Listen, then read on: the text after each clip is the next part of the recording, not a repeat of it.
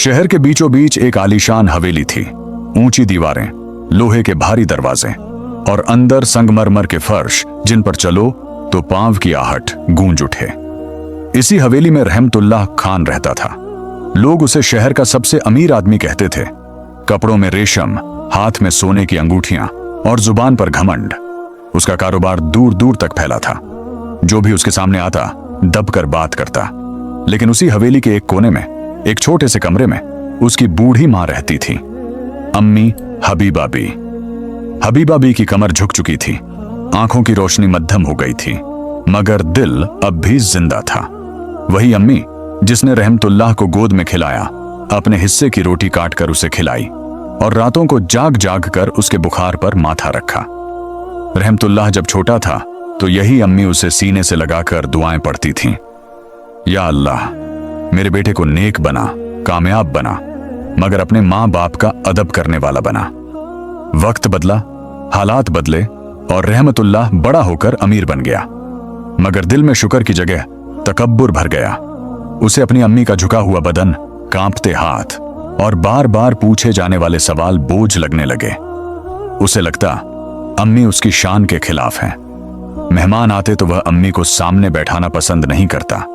नौकरों से कह देता, अम्मी को उनके कमरे में ही रहने दो। हबीबा बी को यह सब समझ आता था, मगर वह चुप रहती। मां का दिल तो समंदर होता है। वह बेटे की हर सख्ती को भी अपने सीने में उतार लेती है। कभी कभी रात को वह चुपके से रो लेती और फिर सजदे में गिरकर कहती, या अल्लाह, मेरे बेटे को हिदायत दे, उसके दिल से घमंड निकाल दे। एक दिन की बात है, रहमतुल्लाह के घर में बड़ी दावत थी।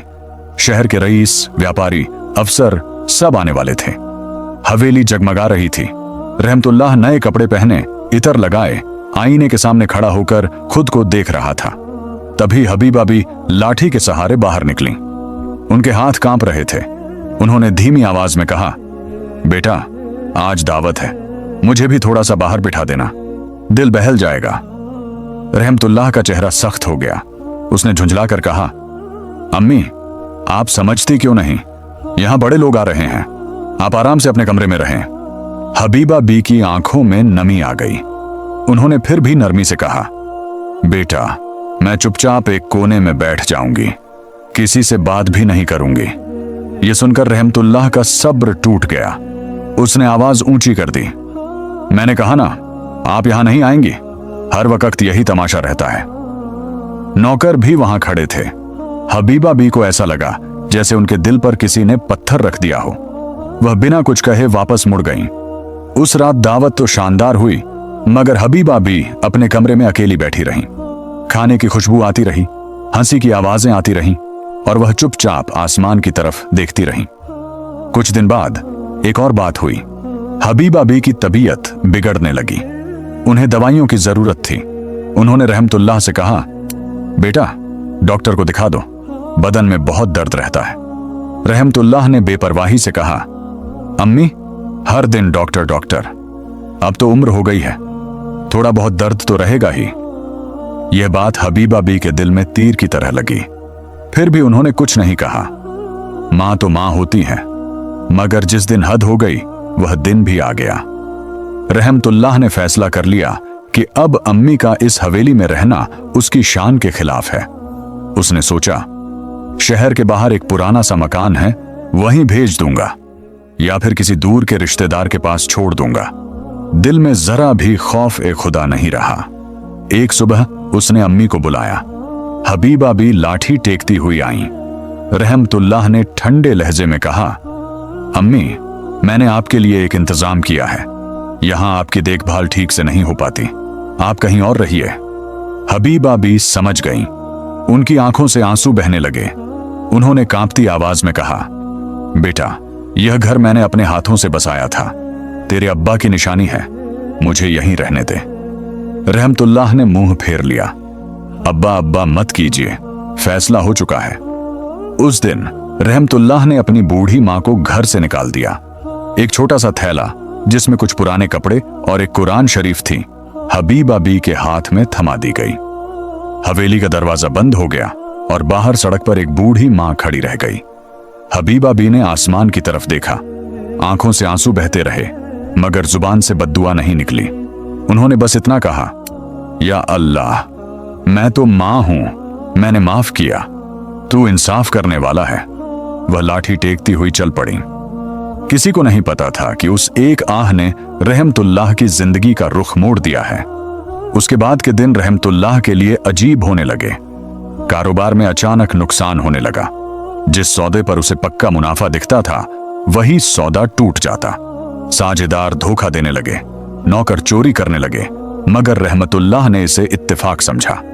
एक रात वह अपने आलीशान कमरे में सो रहा था कि उसने ख्वाब देखा। एक अंधेरी जगह, चारों तरफ सन्नाटा, और दूर से किसी बूढ़ी औरत की आवाज आ रही थी, बेटा। वह घबरा कर उठ बैठा। दिल तेज तेज धड़क रहा था, मगर उसने फिर खुद को समझा लिया, बस वहम है। उसे क्या पता था कि यह तो बस शुरुआत है। रहमतुल्लाह ने सोचा था कि सब कुछ थोड़े दिनों में ठीक हो जाएगा। उसे अपने पैसे, अपनी अकल और अपने रसूख पर पूरा भरोसा था। वह अक्सर कहा करता था, पैसा हाथ का मैल है, जाता है तो फिर आ जाता है। मगर उसे क्या मालूम था कि जिस घर से मां की दुआ निकल जाए, वहां पैसा भी बेवफा हो जाता है। हबीबा बी को घर से निकाले जाने के बाद कई दिन हो गए थे। किसी को नहीं पता था कि वह कहां है। रहमतुल्लाह ने भी जानने की कोशिश नहीं की। दिल के किसी कोने में हल्की सी चुभन जरूर थी, मगर घमंड ने उस आवाज को दबा दिया। वह अपने कामों में और ज्यादा डूब गया। एक दिन सुबह सुबह उसके सबसे बड़े साझेदार का फोन आया। आवाज में घबराहट थी। खान साहब, बुरा वक्त चल रहा है। सरकार ने नया कानून निकाल दिया है। हमारा सारा माल फंस गया है, लाखों का नुकसान हो गया। रहमतुल्लाह के हाथ से फोन गिरते गिरते बचा। यह क्या बकवास है, उसने गुस्से में कहा। मगर थोड़ी देर में दूसरा फोन आया, फिर तीसरा। एक के बाद एक बुरी खबरें आने लगी। गोदाम सील हो गए, बैंक से नोटिस आने लगे, और जिन लोगों को उसने कभी एहसानमंद समझा था, वही अब मुंह फेरने लगे। वह पहली बार घबराया, मगर फिर भी अकड़ में बोला, सब ठीक हो जाएगा, मेरे पास बहुत कुछ है। मगर अल्लाह की पकड़ जब आती है तो इंसान की सारी तदबीरें बेकार हो जाती हैं। कुछ ही हफ्तों में उसकी आधी दौलत खत्म हो गई। जिस हवेली में कभी रौनक रहती थी, वहां अब सन्नाटा छाने लगा। नौकर एक एक करके नौकरी छोड़ने लगे। बिजली का बिल बकाया हो गया। गाड़ियों पर धूल जमने लगी। रात को रहमतुल्लाह को नींद नहीं आती। वह करवटें बदलता रहता। उसे बार बार अम्मी का चेहरा याद आता, वही कांपते हाथ, वही भीगी आंखें। मगर वह खुद से कहता, मैंने कुछ गलत नहीं किया। हर कोई बूढ़ा हो जाता है। एक दिन वह शहर की बड़ी मस्जिद के पास से गुजरा। जुमे का दिन था। लोग वुजू कर रहे थे। अंदर से कुरान की तिलावत की आवाज आ रही थी। रहमतुल्लाह का दिल चाहा कि अंदर जाकर बैठे, मगर ना जाने क्यों कदम रुक गए। उसे लगा जैसे कोई कह रहा हो, तू किस मुंह से आएगा। उसी दिन शाम को एक और आफत आ गई। जिस बैंक में उसका सबसे ज्यादा पैसा था, वही बैंक दिवालिया हो गया। रहमतुल्लाह की दुनिया जैसे उजड़ गई। वह कुर्सी पर बैठा सिर पकड़कर रह गया। पहली बार उसकी जुबान से निकला, या अल्लाह, मगर यह या अल्लाह भी मजबूरी का था, तौबा का नहीं। दिन बीतते गए। रहमतुल्लाह ने अपनी एक गाड़ी बेच दी, फिर दूसरी। हवेली के कुछ हिस्से बंद कर दिए गए। वह जिस कमरे में कभी रेशमी बिस्तर पर सोता था, अब उसी कमरे में अंधेरा और सीलन रहने लगी। एक रात उसे फिर ख्वाब आया। उसने देखा वह एक वीरान मैदान में खड़ा है। दूर से हबीबा बी आ रही है। उनके पैरों में चप्पल नहीं, कपड़े मैले हैं और चेहरे पर थकान है। वह रहमतुल्लाह को देखती है, मगर कुछ कहती नहीं। बस उनकी आंखों से आंसू गिरते हैं। रहमतुल्लाह दौड़कर उनके पास जाना चाहता है, मगर उसके पैर जमीन में धंस जाते हैं। वह चिल्लाता है, अम्मी, और नींद खुल जाती है। वह पसीने से तर था। दिल बुरी तरह धड़क रहा था। उस रात वह पहली बार फूट फूट कर रोया, मगर फिर भी सुबह होते ही फिर वही सख्त दिल। कुछ दिनों बाद उसके खिलाफ कोर्ट में केस हो गया। एक पुराना हिसाब निकला जिसे वह भूल चुका था। अब उसे पेशियों पर जाना पड़ता। जिस रहमतुल्लाह खान के आगे लोग खड़े होकर सलाम करते थे, आज वही लाइन में खड़ा होकर अपनी बारी का इंतजार करता था। लोग उसे पहचानते, मगर अब निगाहों में इज्जत नहीं, तंज होता। एक दिन कोर्ट से लौटते वक्त उसकी नजर सड़क के किनारे बैठे एक फकीर पर पड़ी। फटे कपड़े, सफेद दाढ़ी और हाथ में कटोरा। रहमतुल्लाह ने अनदेखा करना चाहा, मगर अचानक फकीर ने कहा, मां की आह से बचकर रहना बेटा। रहमतुल्लाह के कदम रुक गए। वह पलट कर देखने लगा, मगर फकीर निगाहें झुकाए बैठा था। रहमतुल्लाह का दिल जोर से धड़क उठा। उसे लगा जैसे यह बात सीधे उसके सीने पर लगी हो। उस रात वह देर तक बैठा सोचता रहा। पहली बार उसके दिल में यह ख्याल आया कि शायद उसकी सारी बर्बादी की जड़ वही दिन था जब उसने अपनी बूढ़ी मां को घर से निकाला था। मगर अभी भी वक्त था और रहमतुल्लाह को इसका अंदाजा नहीं था कि आगे आने वाला दौर उसे इंसान से फकीर बनाने वाला है। हवेली अब बेच दी गई थी, मजबूरी में। कागजों पर दस्तखत करते वक्त उसके हाथ कांप रहे थे। वही हवेली जिसमें उसकी अम्मी ने उम्र गुजारी थी, जहां उसने चलना सीखा था, अब किसी और की हो चुकी थी। जब आखिरी बार वह दरवाजे से बाहर निकला तो दिल में अजीब सा खालीपन था, मगर तब भी उसकी जुबान से अम्मी का नाम नहीं निकला। अब वह शहर के एक छोटे से किराए के मकान में रहने लगा। 2 कमरे, टूटे फर्नीचर और खामोशी। रातें उसे सबसे ज्यादा काटती थीं। सन्नाटे में उसे अपनी अम्मी की खांसी की आवाज सुनाई देती, जैसे वह पास के कमरे में हो। वह उठकर देखता, मगर वहां सिर्फ दीवारें होती। एक दिन उसकी आखिरी उम्मीद भी टूट गई। जो थोड़ी बहुत पूंजी बची थी, वह भी एक धोखे में डूब गई। साझेदार गायब हो गया। रहमतुल्लाह देर तक सड़क के किनारे बैठा रहा, हाथ में कागज थामे, आंखें पत्थर की तरह जमी हुई। उस पल उसे एहसास हुआ कि अब उसके पास कुछ भी नहीं बचा, न पैसा, न इज्जत, न सहारा। उसी शाम वह पहली बार सच में झुका। मस्जिद के एक कोने में बैठकर उसने सिर पकड़ लिया। आंखों से आंसू बहने लगे। वह बुदबुदाया, या अल्लाह, मुझसे बहुत बड़ा गुनाह हो गया। मैंने अपनी मां को रुलाया। मगर यह एहसास बहुत देर से आया था। उस रात उसने फैसला किया कि वह अपनी अम्मी को ढूंढेगा, चाहे जिस हाल में हो, उन्हें वापस लाएगा। सुबह होते ही वह शहर की गलियों में निकल पड़ा। हर उस जगह गया जहां गरीब और बेसहारा लोग रहते थे। किसी ने कहा, एक बूढ़ी अम्मा को दरगाह के पास देखा था। कोई बोला, नहीं, वह तो स्टेशन की तरफ जाती दिखी। दिनों तक वह भटकता रहा, धूप में, धूल में, भूखा प्यासा। अब उसके कपड़े भी मैले हो चुके थे। लोग उसे देखकर पहचान नहीं पाते थे। जो कभी कार में घूमता था, आज पैदल फकीरों की तरह दर दर भटक रहा था। एक दिन वह दरगाह के पास बैठा था।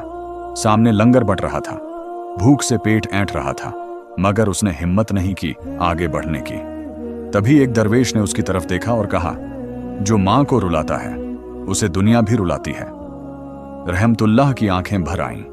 उसने कांपती आवाज में पूछा, बाबा, अगर कोई अपनी गलती मान ले तो क्या उसकी तौबा कबूल होती है? दरवेश ने गहरी नजर से देखा। अल्लाह माफ करने वाला है, मगर मां का दिल भी राजी होना चाहिए। यह बात रहमतुल्लाह के सीने में उतर गई। उसी पल उसे समझ आ गया कि असली इम्तिहान अभी बाकी है। कई हफ्तों की तलाश के बाद एक दिन उसे खबर मिली कि शहर के बाहर एक झोंपड़ी में एक बूढ़ी औरत रहती है, जो अक्सर बीमार रहती है और किसी से मदद नहीं मांगती। रहमतुल्लाह का दिल जोर से धड़क उठा।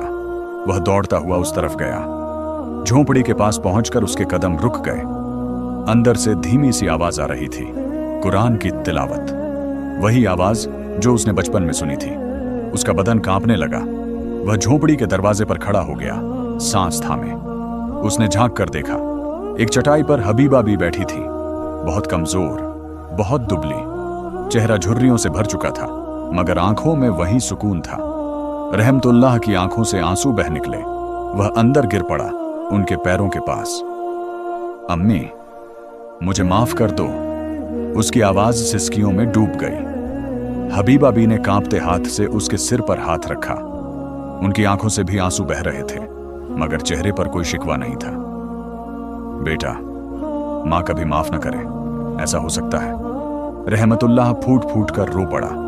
उस पल उसे लगा जैसे उसके दिल से सदियों का बोझ उतर गया हो। मगर अभी कहानी खत्म नहीं हुई थी। जो जुल्म उसने किया था, उसकी पूरी सजा और पूरी रहमत दोनों अभी बाकी थी। रहमतुल्लाह उस झोंपड़ी में कई देर तक बैठा रहा। उसके आंसू थमने का नाम नहीं ले रहे थे। हबीबा भी उसके सिर पर हाथ रखे दुआ पड़ती रहीं। उस झोपड़ी में न कोई दौलत थी न आराम, मगर वहां सुकून था जो उसकी आलीशान हवेली में भी कभी नहीं था। हबीबा बी ने धीमी आवाज में कहा, बेटा, अल्लाह जब किसी को गिराता है तो इसलिए नहीं कि उसे मिटा दे, बल्कि इसलिए कि उसे झुका दे। ये बात रहमतुल्लाह के दिल में उतर गई। वह खुद को पहले से बिल्कुल अलग महसूस कर रहा था, टूटा हुआ मगर हल्का। उसने अम्मी से कहा, अम्मी, अब मैं आपको कभी अकेला नहीं छोड़ूंगा, चाहे मुझे फकीर ही क्यों न रहना पड़े। हबीबा बी की आंखों में चमक आ गई। उन्होंने बस इतना कहा, बेटा, मुझे महल नहीं चाहिए, मुझे तेरा अदब चाहिए। रहमतुल्लाह ने अम्मी को उसी झोंपड़ी में नहीं छोड़ा, वह उन्हें सहारा देकर अपने साथ ले आया। अब वह खुद भी उसी बस्ती में रहने लगा। दिन में मेहनत मजदूरी करता, कभी किसी की दुकान पर बोझ उठाता, कभी रिक्शा खींचता। हाथों में छाले पड़ गए, बदन थक जाता, मगर दिल में एक अजीब सी राहत थी। लोग उसे नहीं पहचानते थे, जो पहचानते भी वह यह सोचकर शर्म से सिर झुका लेता कि कभी यही लोग उसके दरवाजे पर खड़े रहते थे। अब वही उसके साथ लाइन में खड़े होकर मजदूरी का इंतजार करते थे। हबीबा भी अक्सर उसे देखती और कहती, बेटा, थक गया होगा, बैठ जा। वह मुस्कुराकर जवाब देता, अम्मी, अब यह थकान सुकून देती है। कुछ महीनों बाद हबीबा बी की तबीयत और बिगड़ने लगी। उम्र और तकलीफों ने उन्हें बहुत कमजोर कर दिया था। एक रात उन्होंने रहमतुल्लाह को पास बुलाया, उसकी हथेली अपने हाथों में लेकर कहा, बेटा, शायद मेरा वक्त करीब है। रहमतुल्लाह का दिल कांप उठा। अम्मी, ऐसा मत कहो, अल्लाह बड़ा करीम है। हबीबा भी हल्के से मुस्कुराई। हाँ बेटा, करीम है, और उसने मुझे वह दिखा दिया जो मैं चाहती थी, मेरा बेटा झुका हुआ मगर नेक। उस रात रहमतुल्लाह ने पहली बार सच्चे दिल से सजदा किया।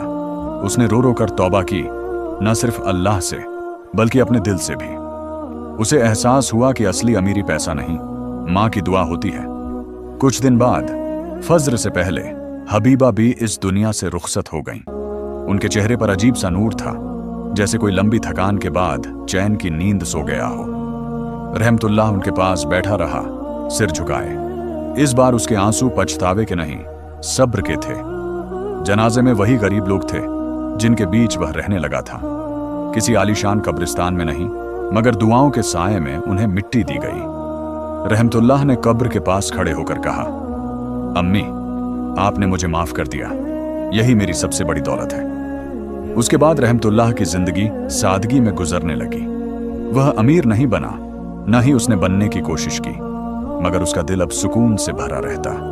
जो थोड़ा बहुत कमाता उसी में खुश रहता। मां की याद में गरीबों को खाना खिलाता, बूढ़ों की खिदमत करता।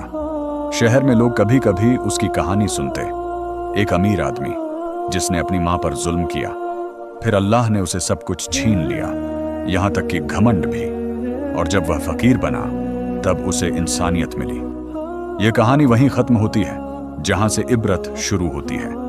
जो अपनी मां को रुलाता है वह चाहे कितनी ही ऊंची इमारतों में क्यों न रहे, अंदर से उजड़ जाता है। और जो मां के कदमों में झुक जाए वह चाहे फकीर ही क्यों ना हो, अल्लाह की रहमत में अमीर बन जाता है।